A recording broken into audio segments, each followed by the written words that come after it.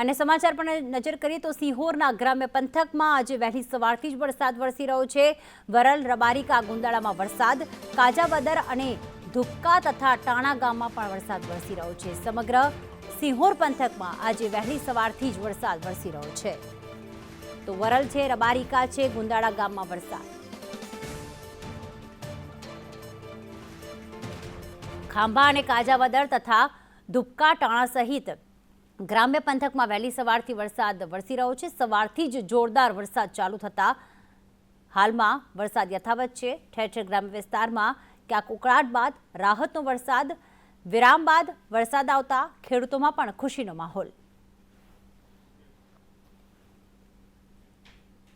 મુકેશ જોશી વધુ વિગતો સાથે જોડાઈ ગયા છે। મુકેશ, સિહોરના ગ્રામ્ય પંથકમાં વરસાદ વરસી રહ્યો છે, કઈ કઈ ખેતીને, કયા કયા પાકને આનાથી વધુ ફાયદો થશે?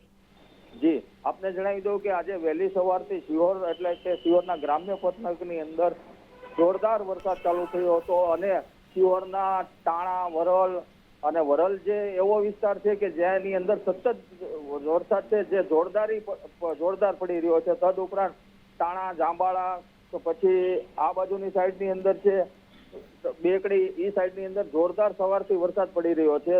ત્યારે ખેડૂતોની અંદર ખુશીનો માહોલ છે, કેમ કે 2 દિવસથી વરાપ કાઢેલી હોય, વરસાદ ન આવતા ખેડૂતો ખુશખુશાલ થઈ ગયેલા છે। અને વરલની જે નદી ગામમાંથી પસાર થઈ રહી છે તેની અંદર હાલના તબક્કે તો પાણી પણ આવી ગયું છે। બિલકુલ, આભાર મુકેશ તમામ વિગતો માટે।